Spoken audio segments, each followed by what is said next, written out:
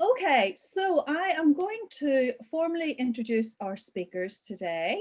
I've already mentioned Brigit, and Miranda has joined us, and I'm particularly delighted that both of them are able to come today because of what's happening in our society. I mean, if anybody who's been anywhere near the news, apart from the most amazing celebratory win at the weekend, woo, for Kamala, never mind Joe, I'm up for Kamala.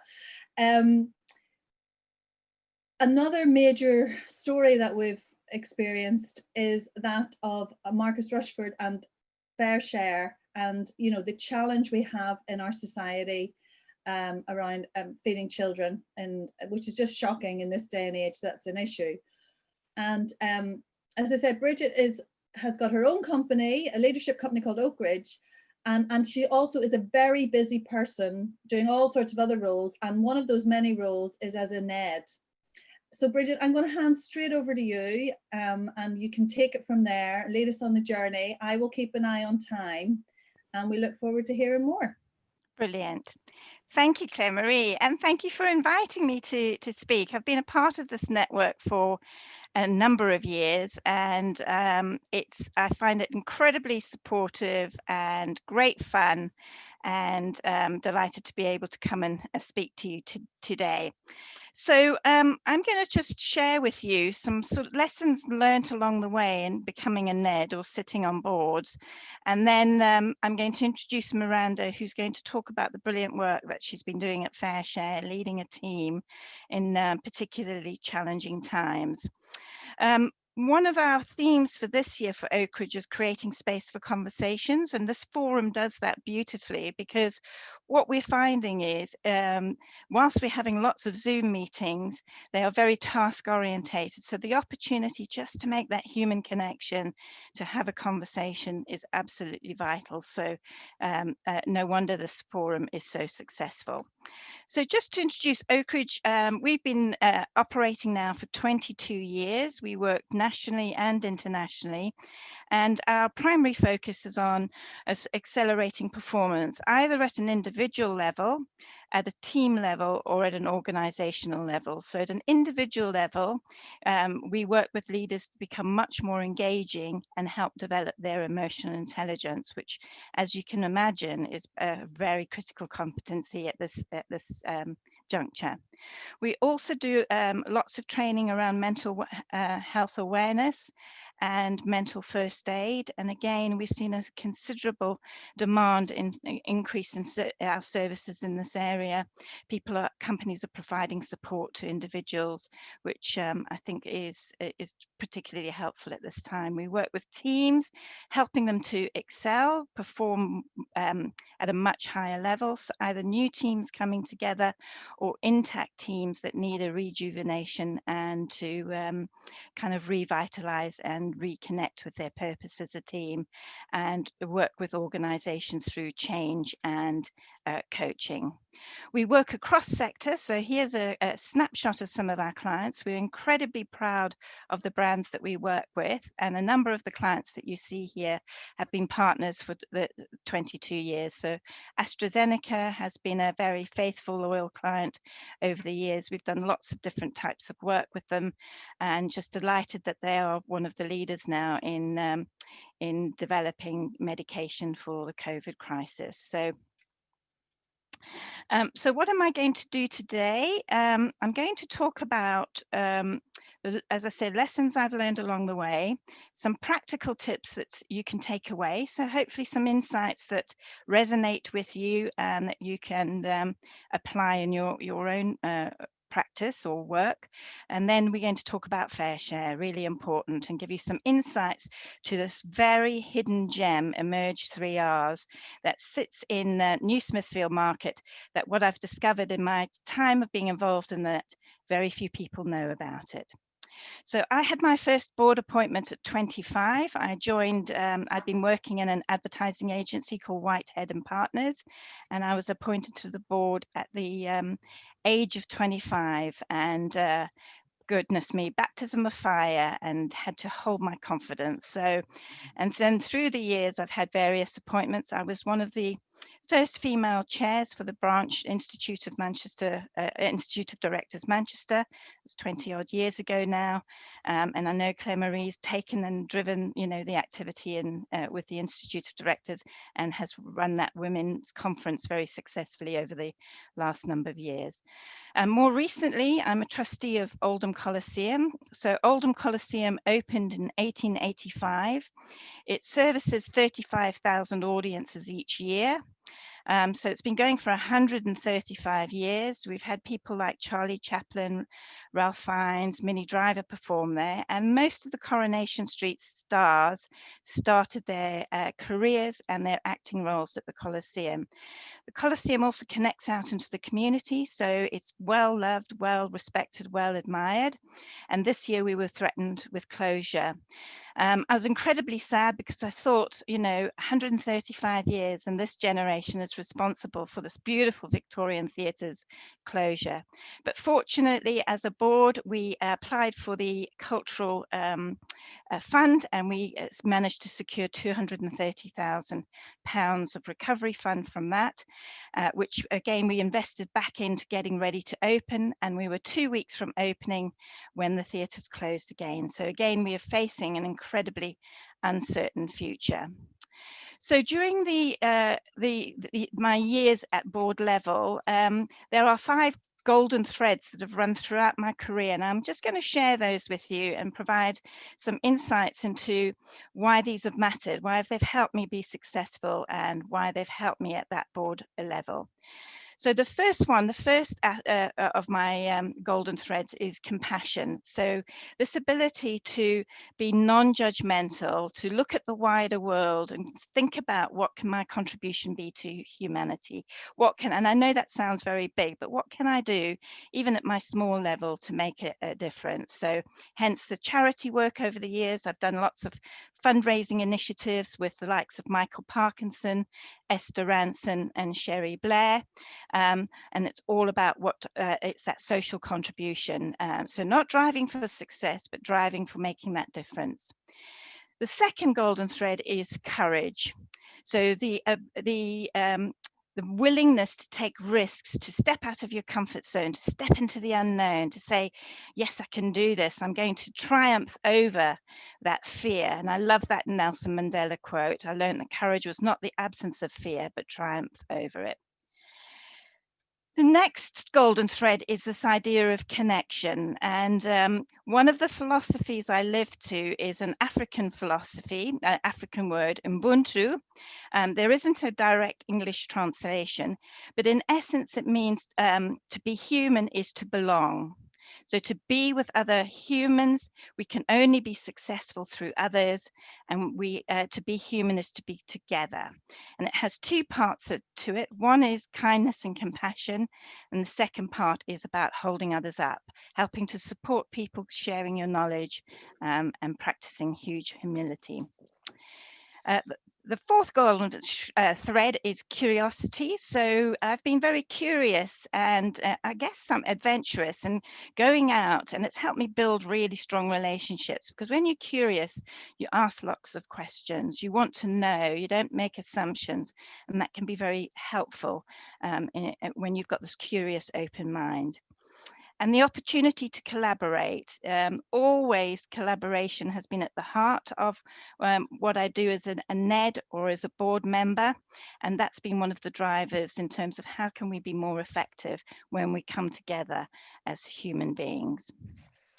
What I would urge you to do after today, if you haven't already got a vision statement, this is not a vision statement for your organization. This is a very personal vision statement, which I call my North Star, the thing that I'm always working towards and come back to.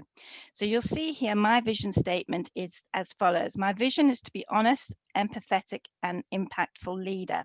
Purposely using the word leader because that links to my need for independence. That's why I enjoy being a NED, because I'm independent enough to be able to have that strategic view.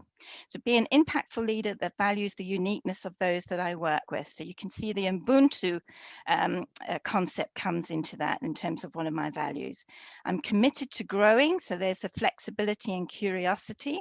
My mum often says, not curiosity, Brigid, it's nosiness, and I'm okay with that. And as an individual, delivering value added services to my community and support. So that social consciousness, and hence getting involved with Emerge was very, very important to me because of the social community work it does. So having a vision, often people talk about vision boards. I like that concept as well, a vision statement, but I'd urge you to also go and have a look at the TED Talk by Jim Carrey. He had a dream of when he wanted to be successful as an actor. He had a target level of income and a target date, and he achieved that by writing it down and carrying it with him all the time. So to be successful at board level, you've got to have an open mindset. So and manage the personal impact. So being that sort of self-aware. So again, flexibility is really important. Standing courageous as a small cat amongst big dogs is often an important aspect. Watch the stinking thinking, because we tell ourselves stories all the time, and that can drive unhelpful thinking. So watch that, and live with with humility. Being humble and human helps with that engagement. So the building block to be successful at board level is self-awareness. So for me, this is the starting point, because once you become self-aware, then you can self-regulate, think about how you're impacting, how are people perceiving you, because you can make some adjustments so you can be even more successful. Understand what motivates you, have high levels of empathy. So again, suspending that judgment. And yeah, I'm sure a number of you would have seen the Brené Brown talk on vulnerability and empathy, incredibly powerful. That enables you then to have really good social skills. And what I would say the key social skill is listening, and we don't do enough of it. And especially as we get into more senior roles, we feel that we've always got to have the answer, we've got to contribute, whereas sometimes it may be more helpful for you to step back and really listen to what's going on. And then that helps with good decision making and great performance. So coming back to that mindset and attitude, what I noticed when I became more self-aware is how many negative messages I was giving myself during a day.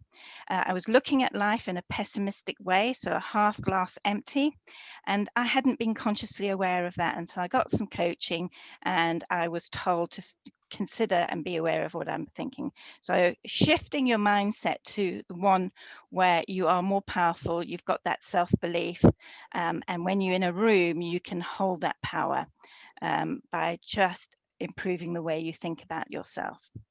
And what I would guarantee is that you are better than you think. Because again, what I see often with working with females and female leaders, that the imposter syndrome it can sometimes be constant, and we can be self-critical. Build your networks there for now and for the future, incredibly powerful. And being part of this is absolutely the network that I think really epitomizes what Oprah Winfrey says here. Surround yourself by people that would advocate for you, champion you, build you up, encourage you, be there for you. Absolutely vital. And when I look back at all my board appointments, they have been through networks. So people I know, so Lucy Dangers, the CEO of Emerge Group, I met her about 15 years ago at a networking event, and I got a call out of the blue from her saying, I'm looking for a chair, Brigit, would you be interested? So those networks make a real difference. Take a different perspective. Again, I think sometimes when we come onto new boards, and certainly, you know, I've experienced this as a NED, I think, gosh, I don't know this industry. So I didn't know the Emerge industry, the kind of social enterprise, the brilliant work that they did. But what it enabled me to do, rather than worry about the lack of knowledge, because the team, the senior leadership team have got that, the CEO's got that, Miranda's got that. What it enabled me to do was just to ask ask questions, and sometimes just by asking questions that can drive, it can provide a considerable strength. So I like this quote by Sarah Blakely. She's the founder of Spanx. I think for a number of us women that are a little bit rounder around the middle, Spanx was life-changing for us. Certainly it was for me, getting my Spanx on, or what I call my big girl pants when I'm going out and having to do what I need to do. So the attitude and mindset, look for those opportunities, be more optimistic. Laurie Grainer here is a girl after my own heart. Dear optimist, pessimist and realist, while you guys were busy arguing about the glass of wine, I drank it. Sincerely, the opportunist. And certainly, Claire Marie, you and I have been opportunistic and met at a number of networking events, I know. Be proud of how hard you're working. So there, to get to boards and NEDs and that level of organization, build those portfolio careers, it does take hard work. What I'm not suggesting is busyness, because we often talk about, I'm really busy, there's lots of busyness going on. But to be successful, unfortunately, you've got to put the effort in. So be proud of how hard you're working and what you're achieving. Develop techniques that can just give you that moment of calmness when all madness is happening around you. Again, for me, this is a centering technique. I love it. It's a Maori word, and it helps with the breathing. And I want you to have a little practice. It's kia kahaha, kia kahaha. Kia kahaha, and it means stay strong. So a lovely positive affirmation, but something you can do in that moment when things seem to be overwhelming. Just take that moment, have that breath, do that breath work. Kia kahaha. And then the final thought to leave you with is about your intent. So to go about your business in terms of how can I make somebody's life better today? What difference can I make? I worked for a boss many years ago, John. He was a brilliant boss, very inspirational. And I noticed even when he was giving people development feedback or being critical of somebody's performance, they would come out smiling and shoulders held high and head up. And I said, John, how do you do that? And he said, my intent is always for people to feel better after having an interaction with me. And I thought, wow, that's incredibly powerful. So go about your intent. So just some thoughts and some themes that have helped me along the way. Now I'm going to talk about Emerge, and I'm going to hand over to Miranda very shortly. I'm just going to share with you the work that Emerge does. So Fareshare is part of the Emerge group. Emerge is a social enterprise that provides recycling. So that kind of the concept of reduce, reuse, recycle, that's where the 3 R's come from. So the recycling is a big part of what we do, taking all business waste and recycling it. And as you can imagine, we've been significantly impacted by COVID with businesses, everybody working from home. So that sort of activity has reduced significantly. We provide training and volunteering opportunities for people that want to get back to work, people that have gone through difficult times and want to get their life back on track. And our volunteer manager, Liz Lauder, does a tremendous job. She's got a big heart and really supports people back to work, provides lots of training. Miranda's going to talk about Fareshare, and this is the diverting in-date surplus food to those who most need it. And then we do recycling of the more difficult waste like IT and electrical equipment. And then the other exciting little part of the business is Touchwood, which takes in recycling wood. So you'll see there a load of what looks like wood for the tip comes onto site, and it gets converted into beautiful furniture. And you'll see one of our clients have taken that recycled timber and turned it into a beautiful kitchen. So here's the team at Emerge. It's a great team, very hardworking, incredibly committed. You'll see here Liz Lauder, who leads the volunteering work, and I'm absolutely delighted that Miranda was able to join us today. So Miranda, may I hand over to you at this point?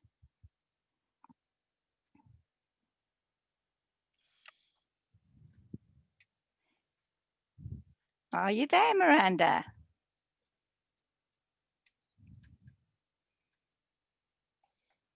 Hello. Miranda's there, but Miranda, you might be on mute. Oh, you Sorry, start again. I'm Head of Development at Fareshare Greater Manchester. And Fareshare Greater Manchester, we're part of the National Fareshare Network, which is led by the charity Fareshare UK. And most of the Fareshares in the land are run locally by a local managing partner, which for us is Emerge 3Rs, as Brigit has explained. I'm guessing that before this year, or perhaps before the last few weeks and months, you might never have heard of Fareshare. Would that be possibly true? I certainly hadn't heard of Fareshare before I started looking for a new volunteering opportunity back in 2013, despite a long time working in the charity sector. We've had, in this year, like no other year, where the word unprecedented got worn out by us all, I think. We've had a most amazing year so far. I think the theme tune for me could be, if you're an ABBA fan of a certain age, there is a tune which is The Day Before You Came, which comes to mind to me a lot, because believe us or not, before lockdown happened, we were not part of an essential food response. We responded to surplus unwanted food. We didn't see ourselves as essential workers. And, you know, we were just in a different place to where we are now in terms of our core operation.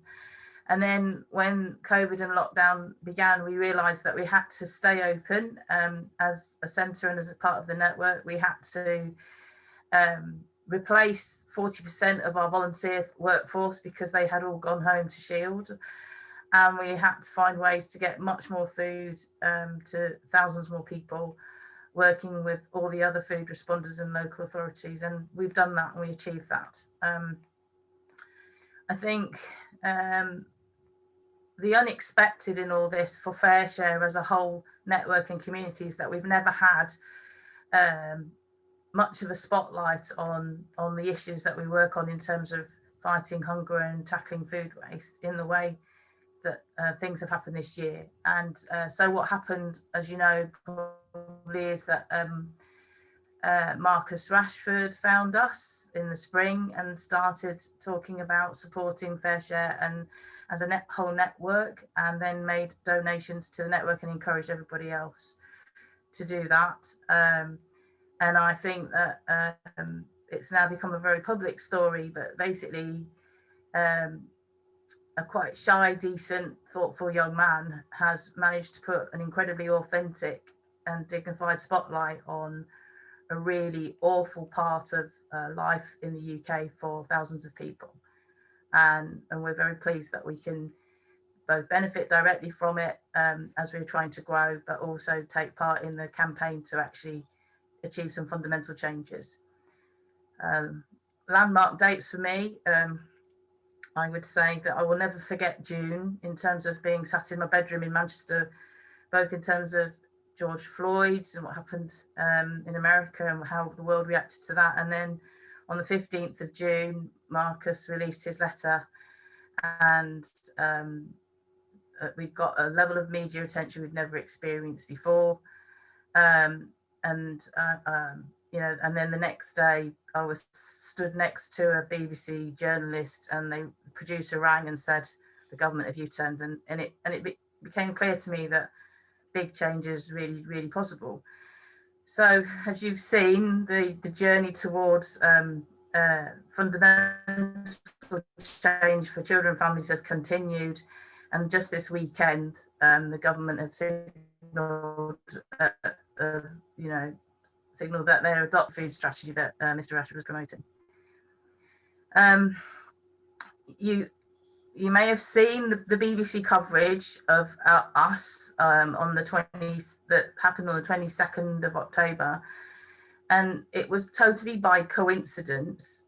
So in the category of unexpected opportunities, it was totally by coincidence that the night before there was a parliamentary vote about feeding our poorest children and supporting our poorest families, and the government didn't support it. And by coincidence, the next day, Mr. Rashford and his lovely mum turned up at Fareshare for a planned and confidential documentary filming, which turned into a whole media massive media thing, which was very exciting, very scary. So when Brigit talks about courage, I have to say I was absolutely blooming terrified by this particular visit, but I was delighted that we were able to get Andy Burnham down as well, and just, you know, frighten ourselves as much as we possibly could. By chance, we had come up with the idea, Tony on our board with Brigit, we'd had this idea that we've been looking for a name for our new warehouse for a long time, and we had the idea that maybe we could recognise the achievement of parents like Melanie Maynard, Marcus's mother, and that brought a lot of things together in terms of the visit. Unfortunately, somehow I think the media coverage has given everybody the impression that our warehouse is a completed project, and actually it's still very much in refurbishment. One of the blessings of lockdown is that we've had some major support come in to fix the roof and start the rebuild, but the project is not over the line yet. So we're all trying very hard to see the support that we need to raise the final £350,000 that we need to get the building fully operational. And although I think it's quite easy to get focused on your immediate objective and perhaps, you know, at risk of losing sight of the outcome you want to achieve. But the outcome we want to achieve is to try to use food to circuit break the income poverty and all the other kinds of poverty that thousands of and millions of children are facing in the UK. So it's about trying to have more handle and dispatch much more decent food across Greater Manchester and into East Cheshire and a bit of Derbyshire.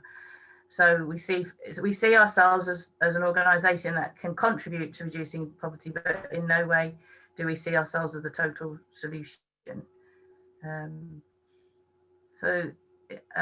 I think it's been an incredible year for us. It's not over, and if you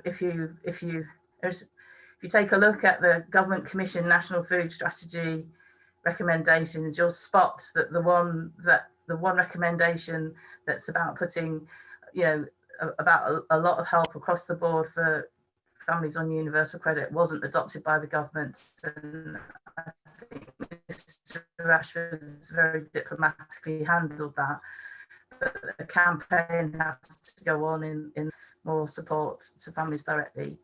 And well, it's just been the most amazing year. I feel very proud to be part of the team that's been, in the first few weeks, we're kind of cast to the four winds. Most of the team had to go home, and it's quite hard to run a warehouse from a bedroom. Derek ended up going back in to run the operation at some risk, but we've got there and we've worked out new ways of working and new safe ways of working, and we're developing some new unexpected partnerships as well, particularly with Manchester United Foundation have you know, we've been piloting a project with them as well. So it's quite interesting working with one of the biggest brands on the planet. So but at the same time, being part of a group that's really trying to do something to reach school kids in our areas is fantastic. Brilliant. Any questions or anything? Well, can I invite you all? I know Miranda's going to be really embarrassed about this, but can we just show our appreciation of the brilliant work that she and her team are doing? It is in difficult circumstances. It's often cold, it's messy. Yeah, but she's out there doing her thing, and you can see there's a real humbleness and humility with Miranda in the work that she does. So I'm just going to close off, if I may, with an ask. How can you get involved and help emerge? So please donate. So as Miranda's mentioned, you know, we've got this building capital fund. You can contribute to that and help us get a fantastic warehouse where it would be a great place for the colleagues to work, because the environment they've been working in has been particularly challenging. It's down at New Smithfield Market. You're very welcome to go and have a look, but you haven't even had your own toilet. You've had to go across site in bad weather when you needed the loo, which is just incredible. Volunteer, Liz Lauder, contact her, always looking for great volunteers. Go and give up a day and contribute. You can do that at an individual level, but also if you're in a corporate role, corporate teams can go down and contribute. We were due to go, Oakridge was due to go just before lockdown. We just wanted to get put something back and get involved. Please follow us on social media, spread the word. There's lots of ways you can engage with us. You can see, follow us, contribute, share, spread the word. So just in closing, what I'd invite you to do beyond today is be kind. We're living in a turbulent world where there's lots of anger. Have grace, be thankful. There's a lot of research about how important gratitude is. Speak with love. And I just love this. Stay swaggy. So thank you for your time, attention. Thank you, Claire Marie. Thank you, Miranda.